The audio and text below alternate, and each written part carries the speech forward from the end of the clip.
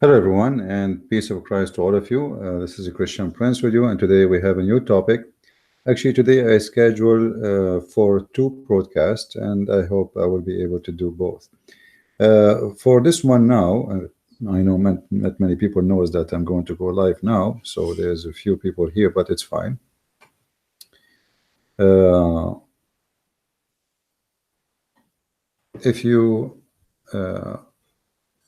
one of you send me a message in Facebook, sorry, in Skype, saying if you please can talk about the miracles of Prophet Muhammad, for the Muslims making a big fuzz about it, or like speaking too much about miracles of Muhammad.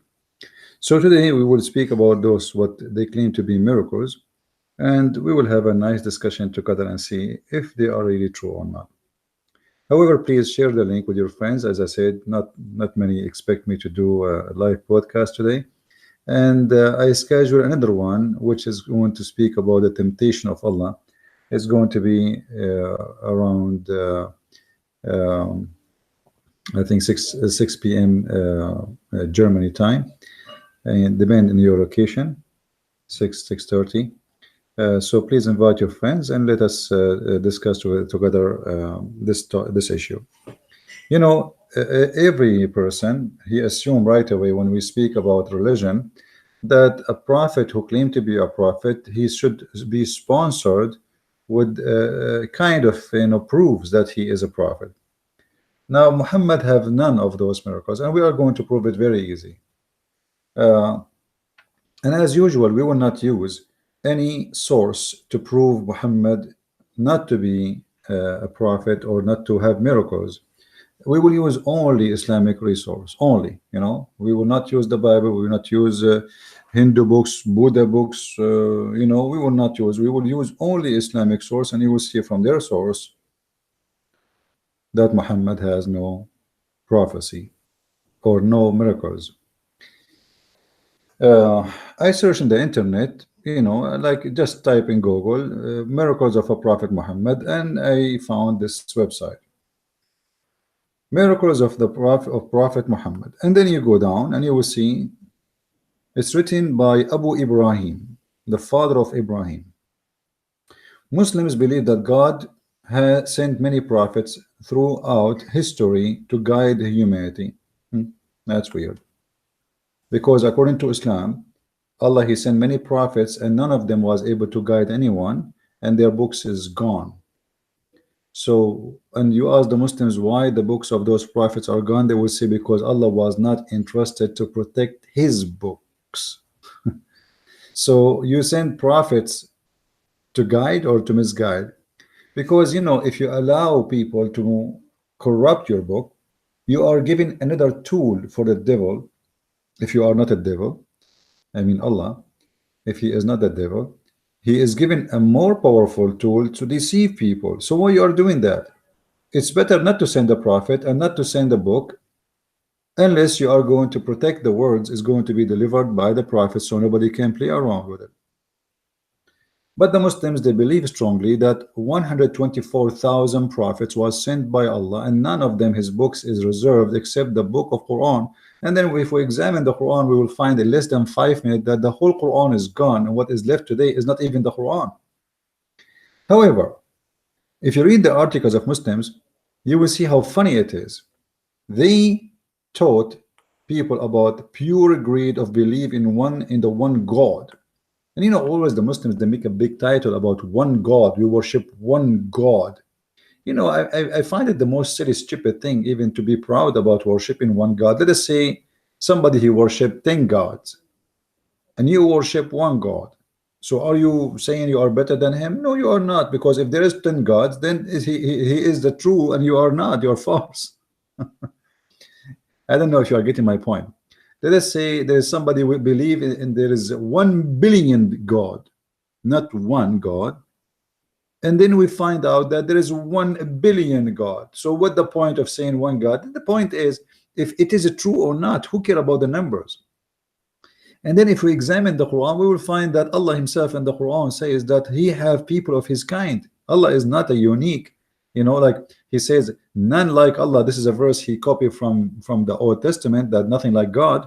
But in the same time, if you go in the Quran, you will find Muhammad saying, which supposedly Allah talking, saying that if Allah want to take a wife or a girlfriend, he will take from his kind.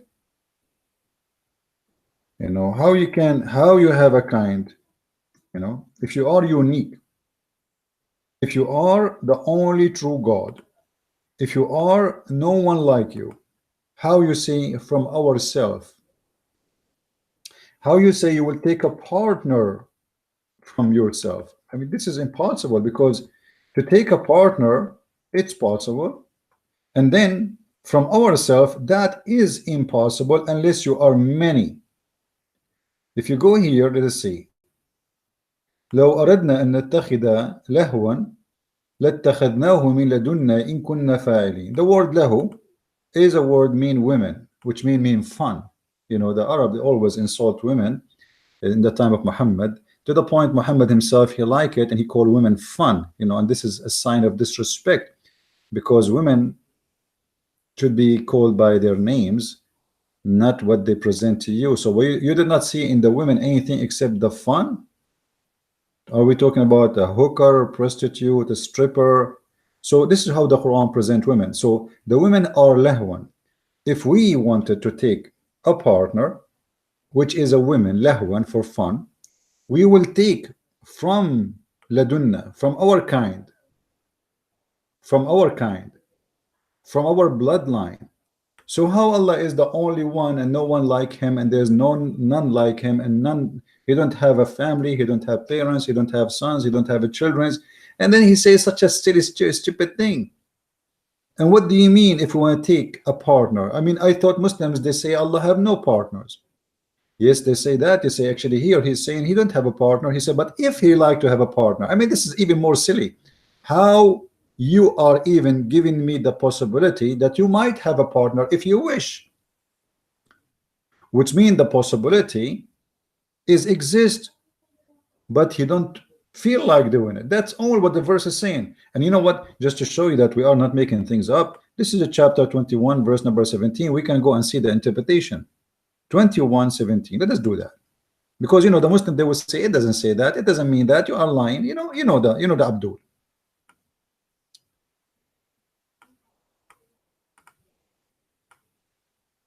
Please post the link around with your friends in Facebook, Twitter, etc., so we can get more people here. None is expecting me to do live broadcast now, but finally I get like a quiet time, because there's a lot of people around me, and all of them, they are really loving, good people. But you know, in order to do live broadcast, you have to have some privacy.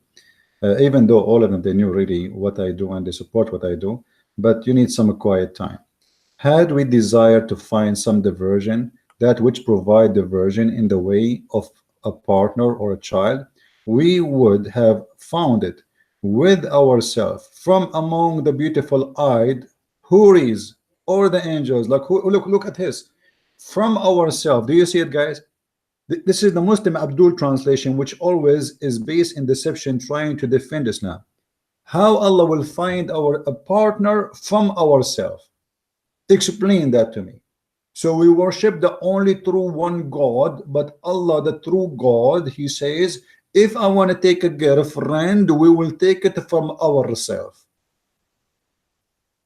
If Allah only is one God and he will take a partner from ourselves, the only way I can accept that is the same as shaitan. According to Muslims, he lay eggs by having sex with himself. According to Muslims, when the Quran says أَتُتَّخِذُونَهُ وَذُرِّيَّتَهُ, are you going to take him and his offspring as protectors and friends? And that was for the shaitan. So they ask how shaitan can have offspring. Muhammad, the genius, he come with the idea, and the Muslims after him, that shaitan have a penis in the right thigh of his leg, and he have a vagina in the left thigh of his leg. So when he wanna have sex, he just shake his legs and this go, and if that, excuse my language, I'm just saying to you what it says. And now Allah is saying that if I want to take a partner, I will take it from ourselves. And he continues saying, who are they, those ourselves? And the Muslim here, they will say to you, oh, hold on, this is the interpretation. You know, you Muslims are really a bunch of crazy. If we give interpretation by ourselves, you say you have no right. If we show you your scholars, which you accept them to be official scholars to explain the Quran to you, which you learn the Quran meaning from them, you say to them, he is a scholar. This is not Allah. No, Allah saying that. It says in Arabic, لو أردنا أن نتخذ لهوا لاتخذناه من لدنا. It's exactly what it says. Found it with ourselves. This is not even interpretation yet. This is a translation. For this is what it says in Arabic. And then Allah, he continues saying, supposedly, from among the beautiful eyed houris. Okay, hold on. You ask the Muslims, is the houris, are they have a flesh of a human and they have a shape of a human, and you Muslims will have sex with them? They will say yes. Okay, how Allah will take a partner with a human if he is not a human? I mean, what is it stupid to say I'm going to marry a machine, as an example? Is it stupid to say I'm going to marry a tree? In order to have you, here we are talking about a woman for sex, in order to have a children from her. So if Allah is not a man, how God have sex with a woman? Are you guys getting my point?